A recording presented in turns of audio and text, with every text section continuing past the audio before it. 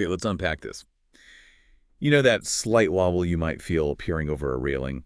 Or maybe that extra tight grip you take, climbing just a few steps on a ladder? Yeah, most of us have some sense of what it's like to be up high, a natural caution. Exactly. But what happens when that normal awareness becomes something much more intense? Something that really starts to limit your life? Today we're taking a deep dive into acrophobia. You might also hear it called hypsophobia. That is, the extreme or, well, irrational fear of heights. It's really common to have that initial feeling, that caution, that natural instinct when we're elevated. Right. But what we're looking at today is when that instinct kind of goes into overdrive, becomes a genuine phobia that can be, well, quite disruptive. So if you've ever felt your anxiety just spike when you're up high, this deep dive is definitely for you. Yeah, we're aiming to go way beyond just a simple definition here. Absolutely. We're not just, reading from a dictionary. We'll explore how widespread it is, why it gets confused so often with something called vertigo. Which is a really common mix-up. Totally. And we'll look at what the latest research suggests might actually cause it. And honestly, the traditional thinking might surprise you. We'll also cover how it's diagnosed, the treatments that seem to work, including some pretty cool cutting-edge tech. We've sifted through quite a bit of material, yeah. We have. Our mission today is simple: to give you a really clear, engaging understanding of the ins and outs of acrophobia.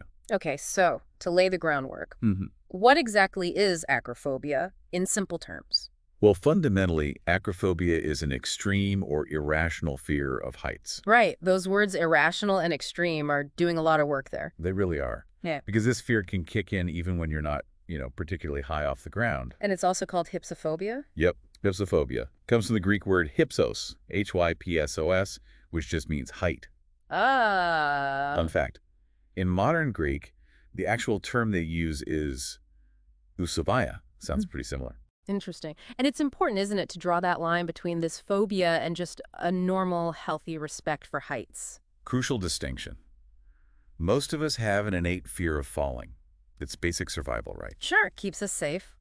Then you've got people described as having a head for heights, folks who are just naturally comfortable way up high. Which is obviously a massive advantage in certain jobs, like steeplejacks or those technicians working on huge wind turbines. Oh, absolutely. Or even just, hiking or climbing for fun. But with acrophobia, that normal caution just escalates. It really does. It becomes debilitating. A really key symptom is experiencing full-blown panic attacks in high places. And these aren't just nerves, right? We're talking intense reactions. Totally intense. So much so that the person feels completely overwhelmed, maybe even physically unable to get themselves back down safely. It's serious. And how is it classified, medically speaking? It's classed as a specific phobia, falling under the broader category of space and motion discomfort. Gotcha. Okay. So how many people actually deal with this? How common is it? Well, current estimates suggest somewhere between 2 and 5% of the general population have acrophobia. 2 to 5%. That's not insignificant. Not at all. And there's a noticeable gender difference, too. It affects roughly twice as many women as men. Oh, interesting. Why might that be? Is that known? The reasons aren't totally clear, but it's a consistent finding in the research. Looking at lifetime risk, about 6.4% of people might experience it at some point. Wow. And in any given year, about 2% are experiencing it. So yeah, more common than many might think. And you mentioned earlier it often gets confused with vertigo. That seems like a really important distinction to make clear. It really is. Yeah. People throw the term vertigo around a lot when they mean fear of heights, but they're technically quite different. So what is vertigo, accurately speaking? Vertigo is more specifically the sensation that you're spinning or the world around you is spinning, even when you're standing perfectly still. Ah, okay. That feeling of dizziness or rotation. Exactly. And while being at a height can sometimes trigger that sensation. It's not the only trigger, right? Definitely not. You could get vertigo looking up at a tall building, watching fast-moving cars, or it could be caused by inner ear issues that have nothing to do with height at all. The key is that feeling of movement when there isn't actually movement happening. Precisely. Now, that being said, there is a specific thing called height vertigo. Okay, so that is directly linked to heights. Yes, that's when the spinning sensation is specifically triggered by being at a height. And there's a physiological reason for that. It's not just psychological. Right, it's fascinating. It seems to come down to a conflict in the signals your brain is getting. Signals from where? From your vision, mainly, Yeah. but also from your vestibular system that's in your inner ear, kind of like your internal gyroscope for balance, Okay. and your somatosensory system, which is your body's sense of where its parts are in space. So what's the conflict? Well, when you're high up, especially looking down, your vestibular and somatosensory systems might sense subtle body movements or swaying, but your eyes, looking at distant, static points, don't see corresponding movement. Ah, so your senses are basically disagreeing with each other. Exactly. And that sensory mismatch, that conflicting information, can lead to feelings of motion sickness and, significantly, anxiety. And that's where the confusion with acrophobia creeps in, I suppose. Because the symptoms, dizziness, maybe feeling unsteady. Precisely. They can feel quite similar on the surface. You might feel dizzy or experience a sensation of your body swaying. But the root cause is different. Acrophobia is the fear, the psychological reaction to the height itself. Right. Whereas height vertigo is more about that sensory processing glitch, which then might trigger anxiety as a secondary effect. You've got it. Understanding that difference is really key. Okay, that clarifies things a lot. So let's shift gears then. Causes. I think, like you said, many people just assume it's because someone had a bad fall. Yeah, that's definitely the traditional view, isn't it? Like a lot of phobias, it was often put down to classical conditioning. Meaning a traumatic event like a fall gets linked with heights and boom, fear response. Exactly. But more recent research has really started to question if that's the whole story or even the main story for agoraphobia. Oh. What are these newer studies finding? Well, often when researchers actually look into it, they find that many people with agoraphobia don't report a history of significant traumatic falls. But couldn't that just be memory? Like, people forget stuff, especially from childhood. That's definitely a caveat, yeah. Memory is notoriously unreliable, especially for early experiences. That's a fair point. So how do researchers get around that? Well, one really interesting approach was a large study. They followed about 1,000 people right from birth, a longitudinal study. Wow, okay. Tracking them over time. Exactly. And what they found was kind of counterintuitive.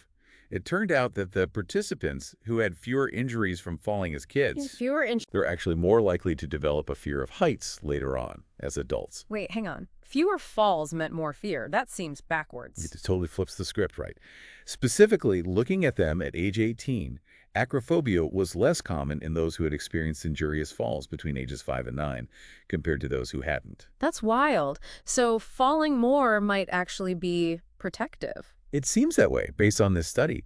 They even saw a similar pattern for basophobia, the specific fear of falling itself. Huh.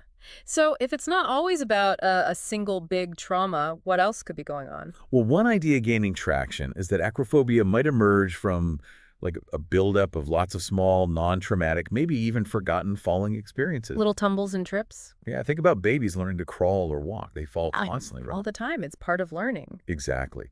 And through those minor falls, they learn crucial things about surfaces, balance, posture, movement, all without one big scary event. So it's like this slow, almost subconscious learning process shaping our future reactions. Could be. And then you have cognitive factors playing a role too. Like how we think about the sensations. Precisely. Some people might be more prone to misinterpreting those visual vestibular discrepancies we talked about, that slight feeling of imbalance at height. Uh-huh. They might interpret that as serious dizziness or nausea, and then immediately link it to the idea of falling. So their brain jumps to the worst conclusion based on a subtle feeling. Yeah, creating that fear response even without a past traumatic fall. It's an interpretation issue. Okay, that makes sense. What about other theories? There's also something called the non-associative theory. This suggests the fear of heights might actually be more like an evolved adaptation. Like hardwired into us? An instinct? Kind of, like the fear of snakes or loud noises. Falls have always been dangerous for humans and other mammals, so maybe we have an inborn tendency to be wary. You see that in those visual cliff experiments with babies, don't you? Exactly, where infants are hesitant to crawl over what looks like a drop-off, even though it's perfectly safe glass. Right, I remember those. So while babies show that caution, most eventually overcome it through exploring and, getting used to different situations, habituation. So acrophobia, from this view, might be linked to not getting enough of that early exposure, not habituating properly. That's the idea. A lack of early safe exposure might mean that initial, possibly innate caution doesn't get dialed down. It's important to stress, though, right, that some caution is good. It's when it becomes extreme and interfering that it's a phobia. Absolutely. Healthy caution is adaptive. Extreme fear that stops you doing things is the phobia. So it seems like multiple factors could be interacting. Definitely. There's the diathesis stress model, Hmm. which basically says you might have a predisposition, maybe genetic, maybe learned by watching others, Okay. and then certain experiences or stressors trigger the actual anxiety disorder. It considers both nature and nurture, essentially. And what about the balance system itself? You've mentioned the visual, vestibular, somatosensory inputs. Right. So our brain integrates all those signals to figure out where we are and if we're moving. When you get higher up, visual cues become less reliable. Things are further away, fewer close reference points. And that affects everyone's balance a bit. To some extent, yes. Yeah. Even people without acrophobia might feel slightly less stable high up, but they usually compensate by relying more on their inner ear and body position senses. But people with acrophobia might struggle more with that shift. That's one theory. Some individuals just seem generally more reliant on visual cues for balance. They might be less physically stable to begin with. Yeah, okay. And the idea is that people with acrophobia might keep over-relying on those less reliable visual signals when at height. Maybe their vestibular system isn't working as efficiently, or maybe they've just learned an ineffective strategy. And that over-reliance on vision causes problems. They could overload the visual processing parts of the brain, leading to confusion, disorientation, that feeling of instability. Huh. So it could actually be, in part, a physical processing issue, not purely psychological. Potentially, yes, which is why some experts are now saying, hang on, before we jump into just exposure therapy, maybe we should check if there's an underlying vestibular issue that needs addressing first. That's a really important point for anyone listening who experiences this. It might not just be in your head. Exactly. And research in this area is definitely ongoing. It adds another layer to the puzzle. And they've also found anxiety increases with sideways movement, not just height. Yeah, another interesting finding. Even at a fixed height, perceived sideways motion seems to ramp up anxiety for people with acrophobia. So putting it all together, it really sounds like a combination of things. That seems to be the most likely explanation. A kind of recombinant model is how some describe it. Meaning, Acrophobia probably develops through this complex interplay of learning, cognitive factors, how you interpret sensations, perceptual factors like that visual dependence, and maybe biological factors too, like heredity. It's multifaceted. okay, a really complex picture. So if someone thinks this sounds like me, how do clinicians actually assess or diagnose acrophobia? Well, for a formal diagnosis, clinicians use the standard manuals like the ICD-10 or the DSM-5. Diagnostic rule books, basically. Right. But beyond that, there are specific tools to gauge the severity and impact. A common one is the Acrophobia questionnaire, the AQ. What does that involve? It's a self-report thing. You answer questions about how anxious you feel in various height situations and how much you tend to avoid them. Are there other ways besides questionnaires? Yeah, there are also things like the Attitude Towards Heights questionnaires, ATHQ, and behavioral avoidance tests, or BATs. ETs. What are they? That's where a therapist might actually observe how close you can get to a height in a controlled setting, like walking towards a balcony edge or climbing steps. Real-world tests, basically. But you have to be careful with self-reporting, right? People with phobias might see things differently. That's a really important point. There's often a bias. People with acrophobia tend to overestimate the actual danger of the situation and, at the same time, underestimate their own ability to cope. So their fear colors their perception. Exactly. Which is why other tools exist, like the Height Interpretation Questionnaire, or HIQ. And that measures. It specifically looks at those judgments and interpretations people make at height. Are they having catastrophic thoughts? Are they misreading normal body sensations as signs of imminent disaster? Trying to get inside their thought process. Right. And sometimes they might even use a general mood scale, like the depression scale from the DAS-21, just to help validate the findings from the phobia-specific questionnaires. Okay, that gives a good sense of the assessment side. Now, the big question for many listening, treatment. What actually helps people struggling with this? Okay, so the traditional approach, still very relevant, is rooted in that idea of learned anxiety and avoidance. The conditioning model we discussed? Yep. The phobic anxiety is seen as a conditioned response to heights, and avoiding heights, while it feels better short-term, actually reinforces the fear long-term. We call that negative reinforcement. Because avoiding it removes the anxiety, making you more likely to avoid it next time. Exactly. It strengthens the avoidance pattern. So treatments aim to break that cycle. How? A key technique is systematic desensitization, developed by Wolpe way back. The core idea is gradual exposure. Facing the fear, but slowly. Right, in a controlled, step-by-step way. Starting with things that cause maybe only mild anxiety and gradually working up to more challenging situations, all while using relaxation techniques. Does the therapist need to be heavily involved? That's debated. Some research suggests it can work even with reduced therapist contact, maybe using self-help materials.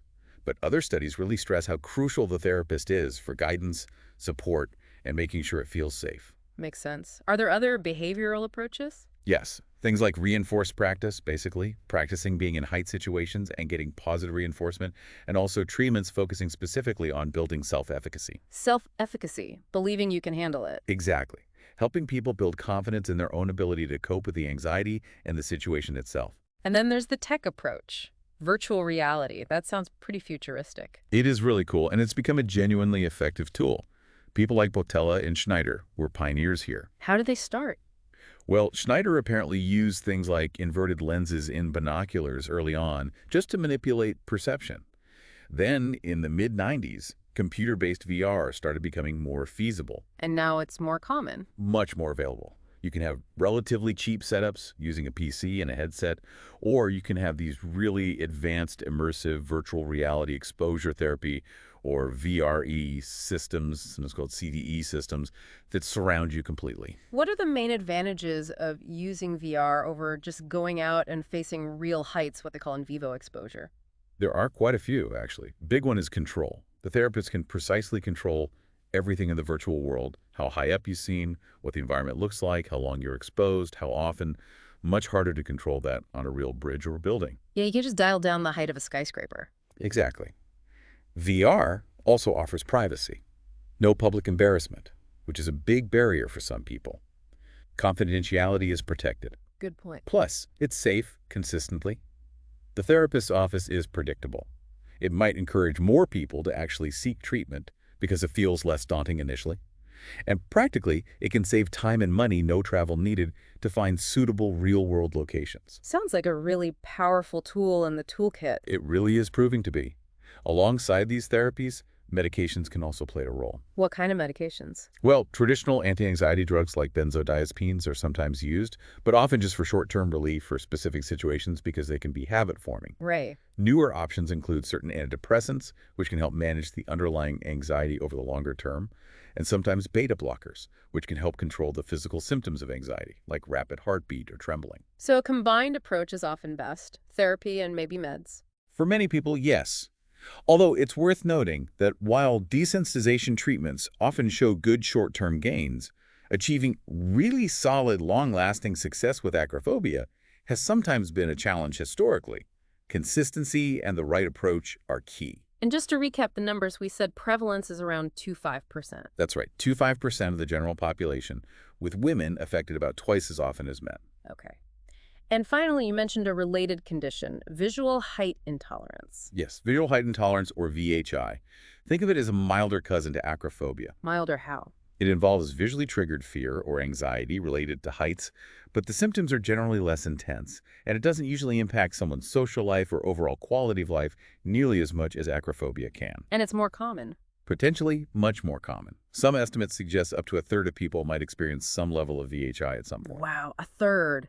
But most don't seek help for it. Exactly. Because the impact is usually smaller, and maybe they just adapt or avoid the most triggering situations, very few people with VHI actually end up seeking professional treatment. It's often just seen as a quirk. Okay, that's a useful distinction. So wrapping up our deep dive then, it's really clear, isn't it, that acrophobia is way more than just not liking heights. Absolutely. It's this complex mix of psychological factors, maybe physiological ones too, with our understanding of the causes really evolving. Yeah, moving beyond just the simple trauma explanation. And thankfully, the treatment options are also evolving, becoming more sophisticated, like with VR. It's really fascinating when you pause and think about it, how our instincts, our unique life experiences, the way we literally perceive the world through our senses, how all that comes together to create something like acrophobia. It kind of makes you wonder, doesn't it? What might our own individual comfort levels, not just with heights, but maybe with enclosed spaces or crowds or anything really, what might they tell us about our own specific developmental path? About how our own brains process all the sensory stuff coming at us constantly? That is a really interesting thought to leave people with. Definitely makes you reflect on whether any of this resonated with your own experiences or things you've noticed in others. Yeah. If it did spark something for you, we definitely encourage you to maybe look into some of the research we touched on or just explore these ideas further. Thanks so much for taking this deep dive into acrophobia with us today.